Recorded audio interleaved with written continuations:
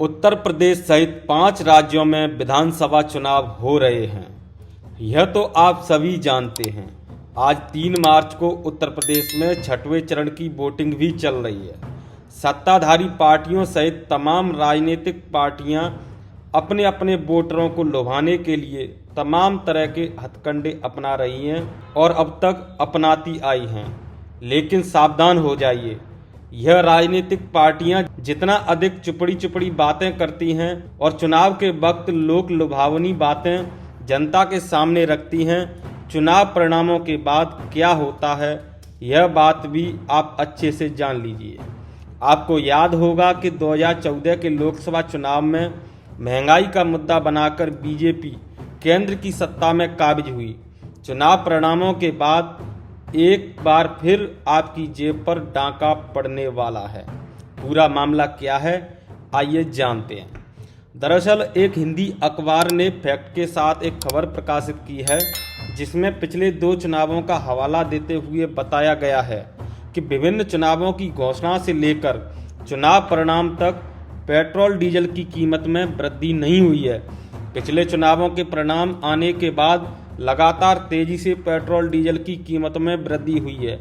इस रिपोर्ट में क्या कुछ छपा है, आइए जानते हैं। 2 विधानसभा चुनाव का ट्रेंड। घोषणा से मतगणना तक तेल के दाम नहीं बढ़ते, मतगणना बाद महंगे होते हैं पेट्रोल डीजल। 7 दिन सुकून, फिर बढ़ेंगे पेट्रोल और डीजल के दाम। 5 राज्यों में विधानसभा चुनाव अगले सप्ताह समाप्त होने के साथ हमारी जेब को बड़ा झटका लगना तय है।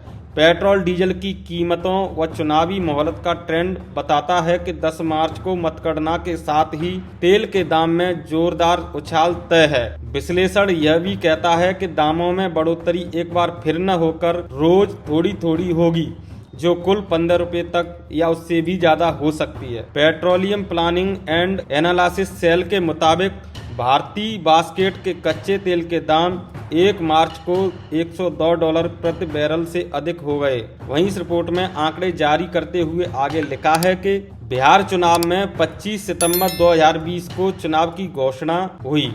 10 नवंबर को नतीजे आए।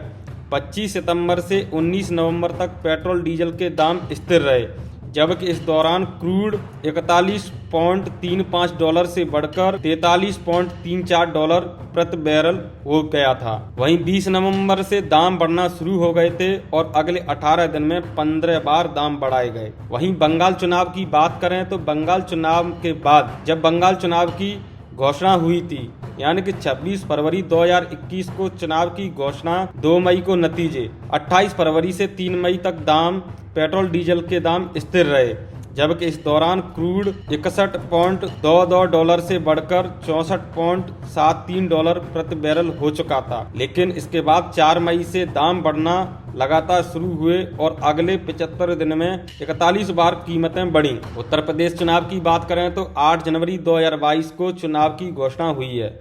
10 मार्च को परिणाम आने हैं। पूरे चुनाव के दौरान अब तक दामों में बढ़ोतरी नहीं हुई है, जबकि क्रूड के दाम $73.3 से $100 प्रति बैरल के पार हो चुके हैं।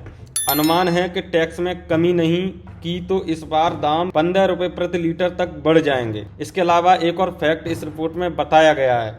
नवंबर में घटाया था टैक्स। आपको बता दें कि कच्चे तेल के आसमान छूते भावों के बीच एकमात्र रास्ता पेट्रोल डीजल पर टैक्स में कटौती है। केंद्र ने बीते नवंबर में पेट्रोल पर एक्साइज में 5 रुपए और डीजल पर 10 रुपए प्रति लीटर की कटौती की थी। उसके बाद थोड़ा डीजल और पेट्रोल के दाम सस्ते हुए थे। तो साथियों, इस रिपोर्ट में छपी खबर के अनुसार कई चुनावों के परिणाम के बाद पेट्रोल डीजलों की कीमत में वृद्धि होना तय है। तो हो जाइए तैयार अपनी जेब ढीली करने के लिए, क्योंकि सरकार सिर्फ एक ही तर्क देती है कि पेट्रोल और डीजल की कीमत का नियंत्रण करना हमारे हाथ में नहीं है।